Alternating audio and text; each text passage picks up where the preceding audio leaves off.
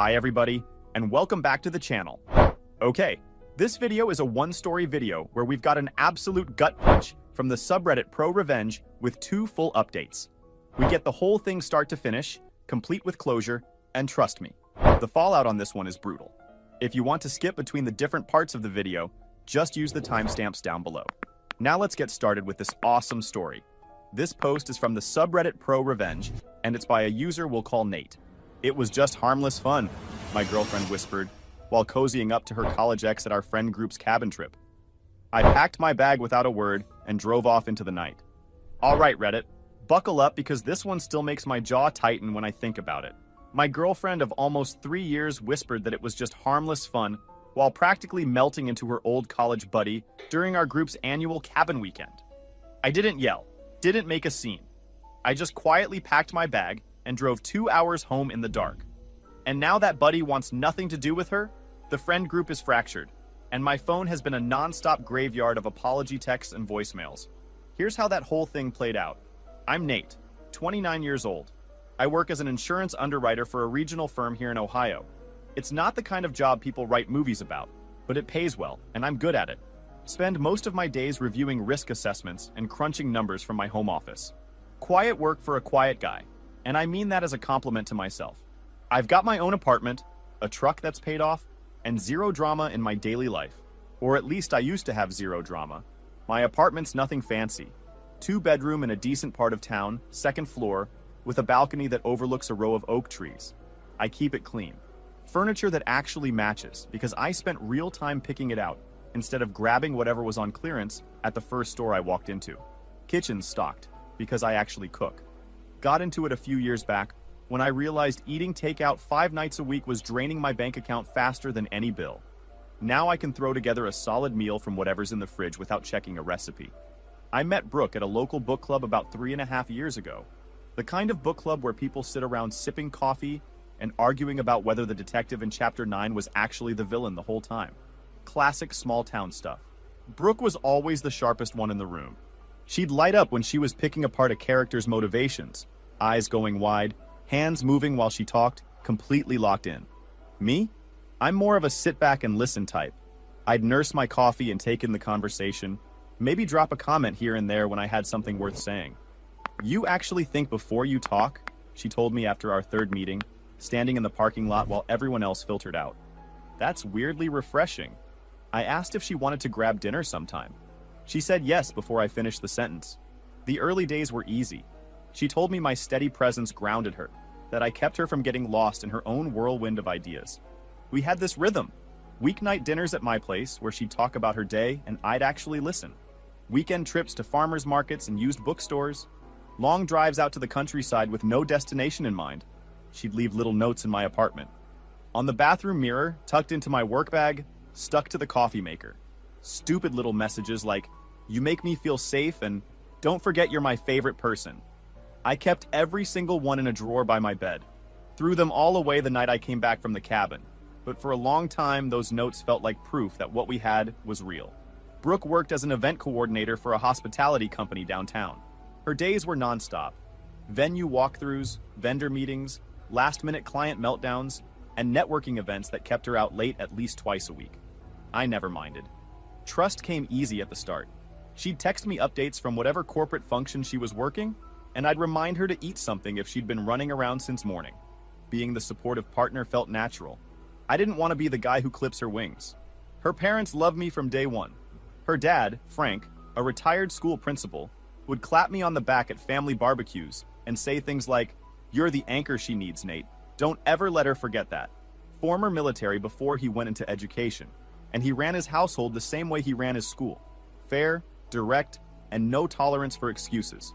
He'd pull me aside during holiday dinners and ask real questions about my career plans, my finances, whether I was thinking long-term. Not in a threatening way. More like a man who'd seen enough of the world to know that good guys are harder to find than people think. He respected that I had my own place, my own career, and that I didn't need anyone else's money to stand on my own 2 feet. Her mom, Helen, was softer, but just as observant. She'd watch the way I interacted with Brooke at family gatherings and smile like she was mentally checking boxes. She once told me over the phone that I was the first boyfriend Brooke had brought home who didn't make her nervous. The others were always chasing something, Helen said. You've already found it. That matters more than people realize. They'd both say that Brooke had a habit of chasing excitement, that she'd get restless when things got too comfortable. Her dad would joke about it, but there was always a layer of real concern underneath. He'd say it like a warning disguised as a compliment. She's lucky to have someone steady like you. Just don't let her wander too far. I filed that away and forgot about it. That was my mistake. Then, Garrett resurfaced. About 8 months before the cabin trip, Brooke's old college study partner popped back into the picture. His name was Garrett. They'd dated briefly during sophomore year before deciding they were better as friends. Started with a LinkedIn message about some job opportunity. She mentioned it over dinner one night, scrolling through his profile and laughing about how different he looked. He's not the lazy guy I remember, she said, showing me his headshot. Some consultant type with a sharp jawline and a bio full of buzzwords about synergy and brand elevation. I nodded and moved on. Old connections resurface all the time. No big deal. Except Garrett became a recurring character in our life real quick. She'd forward me memes he sent or bring up stories from their college days during our evening walks. Then it became more frequent. Garrett's name started popping up in conversations that had nothing to do with him. We'd be watching a movie and she'd say it reminded her of a film she and Garrett watched in college. It was like she couldn't go 30 minutes without routing a thought through him first. I brought it up once, casually. You've been mentioning Garrett a lot lately. Everything good there?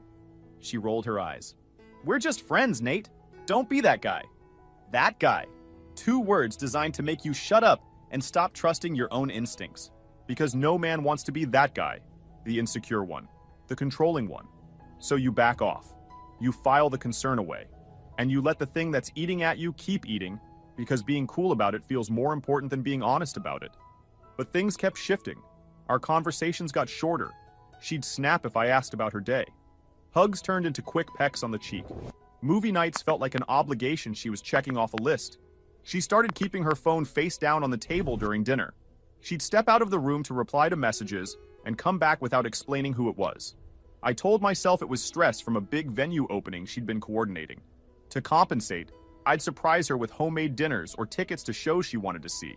I bought her flowers on a random Tuesday, made her favorite pasta from scratch one night when she came home looking wiped. Her response to all of it? Lukewarm at best. A quick "that's sweet" before going back to her phone. A half-hearted thank you for the flowers that she forgot to put in water until they were wilting on the counter 2 days later. The lake cabin tradition. Every summer, our friend group rented this cabin up by the lake for a long weekend. 6 couples, sometimes a few singles, hiking during the day and bonfires at night. Good people, good food, no cell service worth mentioning. This year, Brooke suggested inviting Garrett. He's single now and he knows a few people in the group, she said casually while we were packing. Real casual, the kind of casual that's rehearsed. Don't overthink it, Nate. Garrett's just a friend catching up. It'll be fine. I felt the knot in my stomach but pushed it down, loaded up the truck and headed out. We pulled up to the cabin Friday afternoon. Pine trees, lake water, crisp air that smelled like you were breathing for the first time all week. Everyone was in good spirits, setting up cornhole boards and stocking the fridge. My buddy Reese helped me unload the coolers, while his wife Megan got the grill situation figured out. Felt like every other year at first. Comfortable, easy. Garrett showed up about an hour late, rolling in with a cooler and that easygoing grin that certain guys have. The kind of grin that says nothing in the world has ever truly bothered me, and I've never had to work for anything that matters. He hugged Brooke hello, lingered a beat too long, his hand on her lower back as they pulled apart. Maybe I was reading into it, maybe I wasn't. I introduced myself, shook his hand firmly. Good to finally meet you properly, I said. He nodded. Likewise, man. Brooks told me a lot about you.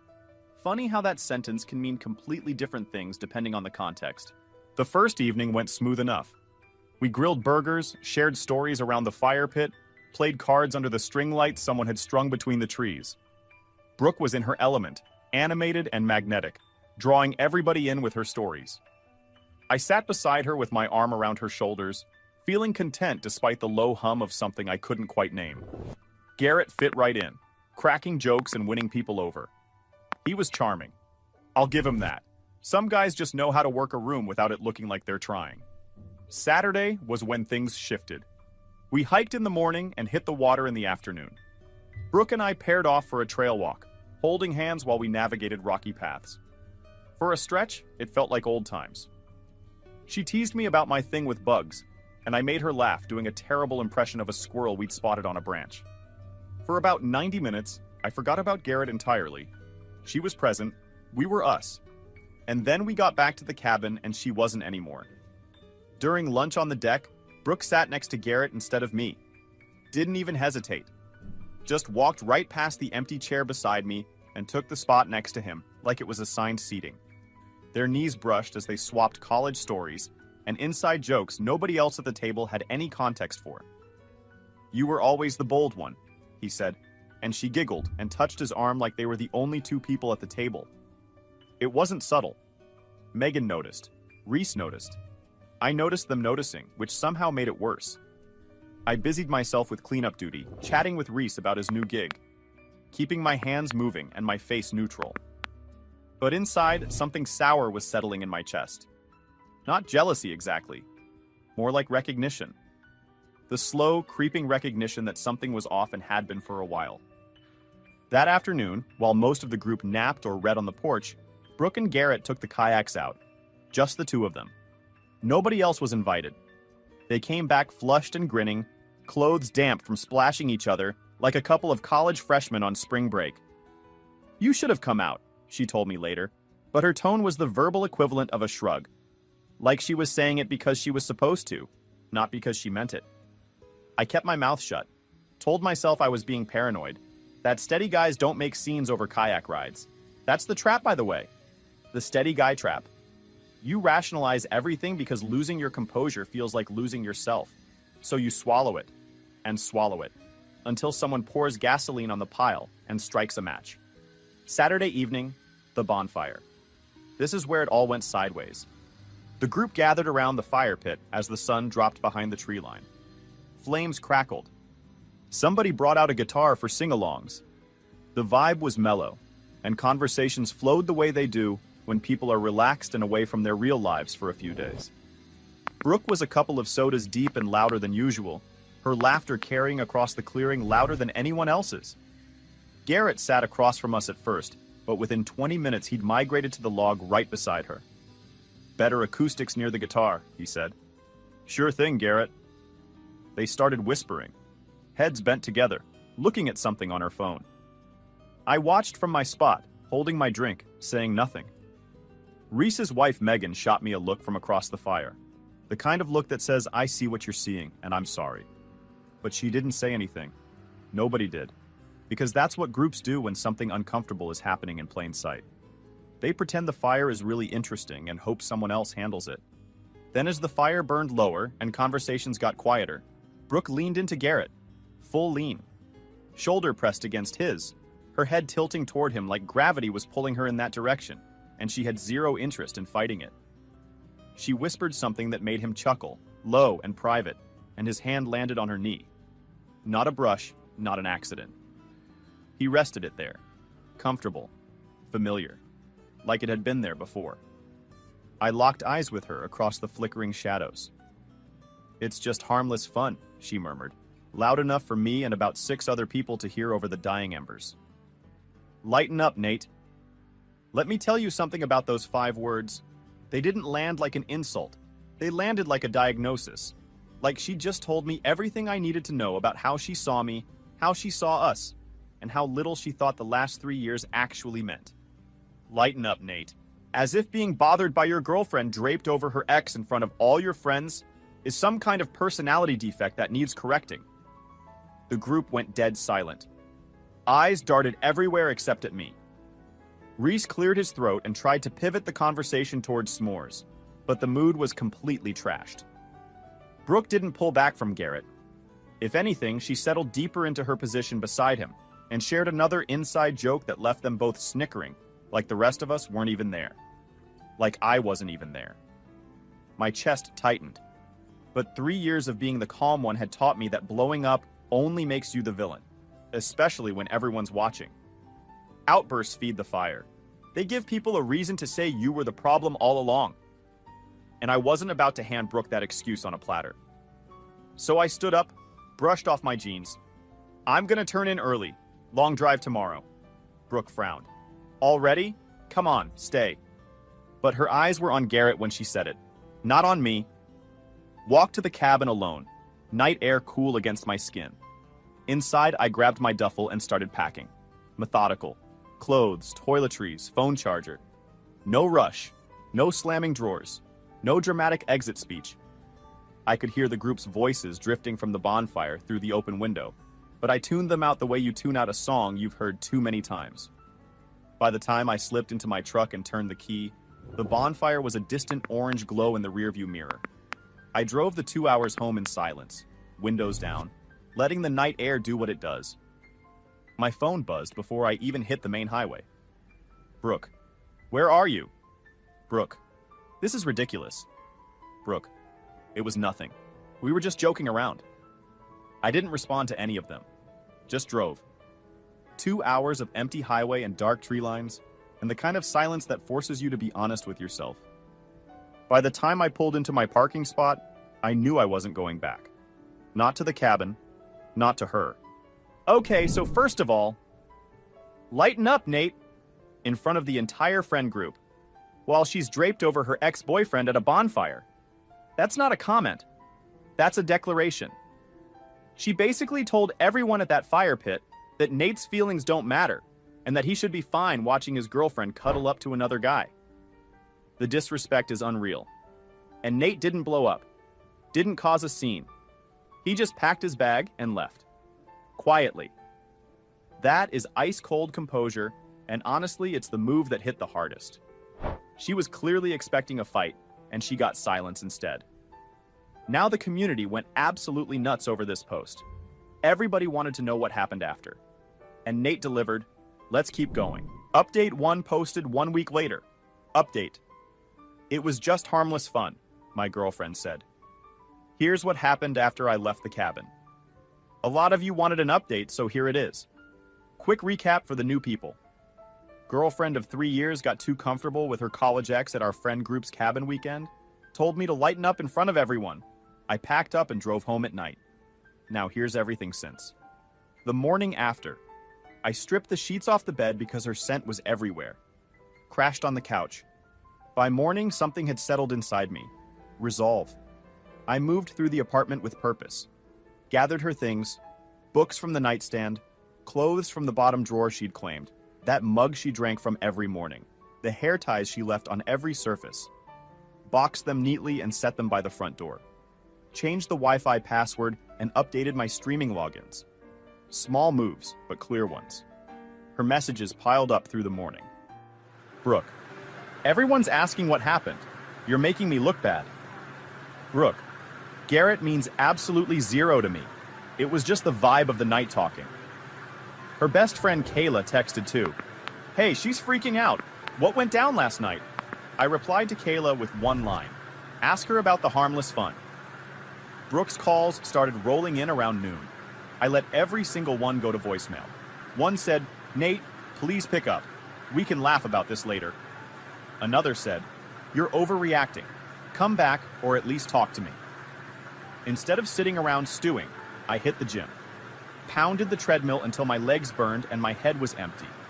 Then hit the weights. Then hit the treadmill again. Worked out for close to 2 hours. Went home. Showered. Made myself a solid lunch. Grilled chicken and rice and vegetables. And sat in my quiet apartment, eating it without anyone telling me I was being too sensitive. For the first time in months, I wasn't performing calm. I was actually calm. Friends from the trip reached out that afternoon. Reese texted, dude, that was rough last night. You good?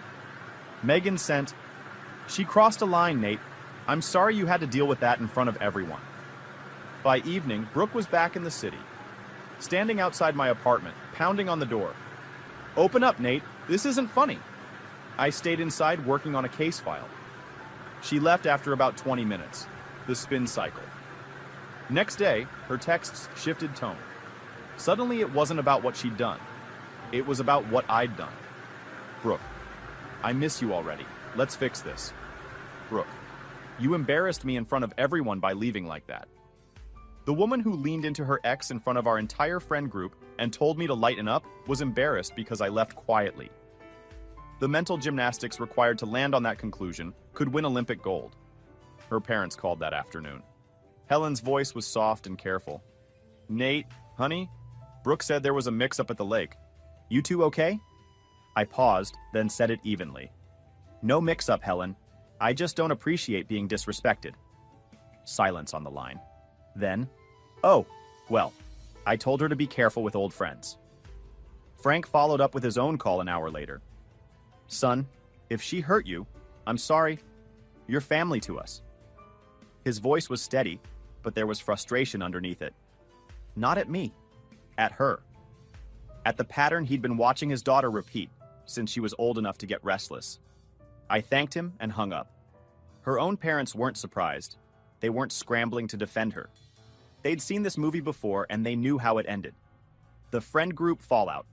Ori, a week later, Megan filled me in over lunch at our usual diner. Garrett ghosted Brooke completely after the trip, blocked her number, told mutual acquaintances he didn't want drama and that it was never serious on his end. She torched a 3-year relationship for a guy who didn't even think enough of her to pick up the phone one more time. The friend group was split, but not evenly. Most sided with me, especially the ones at the bonfire. A few tried the diplomatic both sides approach. Megan shut that down quick. "He didn't overreact," she told one of the fence sitters. "He just reacted. There's a difference." Reese told me he'd pulled Brooke aside the morning after I left and told her what she did was disrespectful. Her response? She cried and said I was too rigid and that she felt suffocated by how serious I always was. Suffocated. By the guy who cooked for her, showed up for her family, and never once gave her a reason to question my loyalty. The word echoed around my head for a few days before I let it go. Because you can't argue with someone who's rewriting history to make themselves the victim. You just walk away and let reality do the work. Brooke's social media became a highlight reel of cryptic suffering. Quotes about growth and misunderstandings. Photos of her alone with captions like, "Learning to stand strong." Mutual acquaintances started messaging me asking what happened. Brooke's version was that I got jealous over nothing and stormed off. I corrected a few of them with the same simple line. She got cozy with her ex in front of everyone. I chose to leave quietly. No embellishments, just the facts. And the facts did all the heavy lifting on their own. He didn't overreact. He just reacted. There's a difference. Megan dropping that line to the fence sitters is exactly what needed to be said. And the fact that Garrett ghosted Brooke immediately after the trip, blocked her, told people it was never serious, that's the part that stings the most if you're Brooke. She humiliated a guy who'd been cooking her dinner and showing up for her family for 3 years, and the dude she did it for didn't even think she was worth a text goodbye. Meanwhile, Nate's just going to the gym, eating his meals, and letting the silence speak for itself. The community was fully locked in at this point. Everybody wanted the final chapter, and Nate came back with it. Let's finish this. Final update. Posted 4 months after original final update. She said she'd forget me. 4 months later, she got fired, lost her friends, and moved back in with her parents, while I got promoted and rebuilt everything. Last one, Reddit. A lot of you have been asking, so here's the ending. If you're new, go read the other posts first. Short version. Girlfriend of 3 years got cozy with her college ex at our cabin trip, told me to lighten up in front of everyone. I left. Garrett ghosted her. Friend group split. Now here's what happened after. The desperation stage. Her messages escalated over the next few weeks. Each one a different angle, like she was testing every door to see which one would open. Brooke. I've been doing so much self-reflection. I see my mistakes now. You'd be proud. Brooke. We were so great together. Don't throw away 3 years over one bad night. Brooke. Can we please meet? Just coffee. I'll explain everything. I left them all unread, because I knew exactly what would happen if I sat across from her in some coffee shop. She'd cry. She'd make promises. And for about 30 seconds, the part of me that spent 3 years being her anchor would reach for the rope out of habit. Then I'd be right back where I started. One night, she showed up at my apartment unannounced. Red-rimmed eyes visible through the peephole. She knocked, then pounded. Nate, open up. I messed up, okay? I know that. I was feeling neglected, and that's not an excuse, but just let me explain. Neglected. The word hit different. I'd been there every single step, every event she was stressed about, every family dinner, every morning coffee, every bad day she needed to vent through. And she felt neglected? No, she didn't feel neglected. She felt bored. Bored of the guy who showed up consistently because consistency doesn't give you butterflies. It gives you stability. And some people can't tell the difference between being safe and being stuck. "Go home, Brooke," I called through the door. She pounded once more, then left. I heard the sobbing echo down the stairwell, and I'm not going to lie and say it didn't sting. 3 years with someone doesn't evaporate overnight, but pain and principle aren't the same thing. And I'd chosen principle. What Nate did, next first week after the breakup, I landed a promotion. My boss told me I'd been one of the most reliable underwriters on the team, and that the senior role was long overdue. Came with a bump in pay, and the option to work fully remote 3 days a week. Used the first bonus check to upgrade my apartment. New couch, new kitchen setup, rearranged the whole layout so nothing was where it used to be when Brooke was around. Hung shelves I'd been meaning to put up for a year. Reconnected with buddies I'd drifted from during the relationship. Reese and I started a Sunday morning fishing routine at the reservoir. We'd be out there by 6 a.m. with our rods and a thermos of coffee, barely talking for the first hour, because that's how fishing works, and that's how good friendships work too. Megan's husband Dan pulled me into his fantasy football league. A few guys from work roped me into their softball team. I hadn't swung a bat since college rec leagues, but figured why not. Hit a triple my second game, and the whole dugout went nuts. Those guys became a whole new circle. Clean slate. Started working on my truck too. New brake pads, upgraded the sound system, detailed the interior until it looked showroom clean. Ordered a tonneau cover I'd been eyeing for months but never pulled the trigger on because Brooke always had opinions about how I spent my weekends. Funny how much gets done when nobody's hovering over your shoulder, suggesting you do something else. Booked a solo trip to Hocking Hills. Spent 3 days out there with no agenda and no cell service. Just me, a backpack, a tent, and the kind of silence that actually recharges you. Cooked my own food over a camp stove. Watched the sun come up over Old Man's Cave without another person in sight. Drove home Sunday night feeling like I'd hit some kind of internal reset button I didn't know existed. The final text. About 4 months after the cabin, a text from a number I didn't recognize. "Hey, it's Brooke. New phone. Can we talk? I saw you in Megan's post from the fishing trip. Looking good. Missed that smile." I replied, "What's there to say?" Her response came fast. "Closure. I've lost so much, Nate. The group barely invites me to anything anymore. Garrett blocked me after spreading rumors that I was clingy. Work's been impossible because I can't focus." So the guy she chose didn't just leave. He trashed her name on the way out. "You were always so patient with me," she continued. "I took it for granted. Coffee? Just once?" "No," I typed. "I've moved on." She pushed. "You don't miss us at all? After 3 years?" "I did once. Peace is better, though." Silence for days. Then a voice note. Played the first 3 seconds, heard her voice cracking, deleted it, and went back to watching the game. Where everybody ended up. Megan gave me the full update at our next lunch. Brooke had moved back in with her parents. Quit her job at the hospitality company. Told people the stress was too much. But Megan said the real story was that she'd been showing up late, missing deadlines, and her boss gave her the option to resign or get fired. She took the resignation. Family dinners at Frank and Helen's house had become a nightmare for her. Helen had developed this habit of bringing up the lake incident every single time Brooke complained about anything. Brooke would say she was having a rough week, and Helen would hit her with something like, "Well, you had a good man, and you leaned into someone else right in front of him and all your friends." Frank had gone dead quiet around her. Wouldn't engage, wouldn't argue.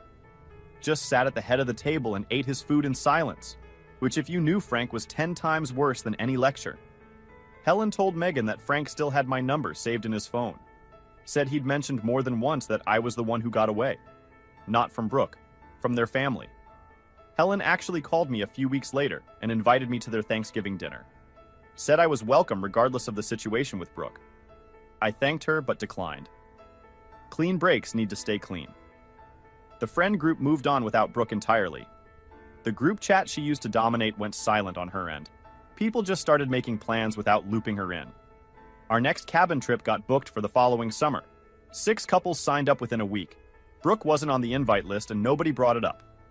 Garrett was long gone, back to whatever city he blew in from. Megan heard through someone's cousin that he'd pulled the exact same move at a wedding in Michigan a few months later. Different girl, different boyfriend, same playbook. The guy was basically a traveling circus of other people's relationship problems. Kayla, Brooke's best friend, reached out to me about 5 months after everything went down. Said Brooke had become exhausting to be around. Every conversation looped back to the lake, to me, to what she lost. She doesn't want advice, Kayla told me. She wants you back, and she wants everyone around her to make that happen. Kayla said she'd started pulling back too. Even her best friend was running out of patience. Last thing I heard, maybe 7 months after the cabin, Brooke had moved out of her parents' place and relocated to Columbus. Fresh start. New job in retail management, which was a steep step down from coordinating events at a hospitality company. Her social media went quiet. No more cryptic quotes. No more lonely selfies with deep captions. Just silence. Kayla told me that Brooke tried reaching out to Garrett one last time before she moved. Sent him a long message about how he'd ruined her life and owed her an apology. Garrett responded with a single line. "I think you're confusing me with the guy you were actually dating." Then blocked her on everything. Even the guy she blew everything up for could see it clearer than she could. Meanwhile, Frank texted me on my birthday. Just a simple, "Happy birthday, son. Hope you're doing well. The truck running okay?" I texted back a thank you and told him the truck was running better than ever. He sent back a thumbs up. Some relationships survive the wreckage even when the main one doesn't. Frank was good people. Always was. Reese and I fished every Sunday that summer. The softball team made the league playoffs. I finished a home renovation project I'd been putting off for 2 years, tore out the old bathroom tile, and laid new flooring myself over a long weekend. Work kept handing me bigger accounts. I was sleeping 8 hours a night and waking up without that knot in my stomach that I'd gotten so used to, I forgot it wasn't normal. Last weekend, the friend group did a cookout at Reese and Megan's place. 12 people, a grill going full blast, kids running around the backyard. Megan pulled me aside and said, "You look good, Nate. Like actually good. Not the fake good you were doing for the last year of that relationship." I just nodded and grabbed another plate of food. Because she was right. And the best part was, I didn't need to explain it, or prove it, or convince anyone. The results were just sitting there, obvious, in every single part of my life that I'd rebuilt from the ground up since that night I drove away from the cabin without looking back. And that is where this story ends, folks. What a ride. The thing that gets me the most here is Garrett's last message to Brooke. "I think you're confusing me with the guy you were actually dating." That one line basically sums up the entire story. So if you enjoyed today's story, and I certainly enjoyed reading it to you, go ahead and give the video a like. Don't forget to subscribe to the channel if you haven't already, and all the relevant links are in the description below. Links are in the description below. Links are in the description below. Links are in the description below. Links are in the description below. Links are in the description below. Links are in the description below. Links are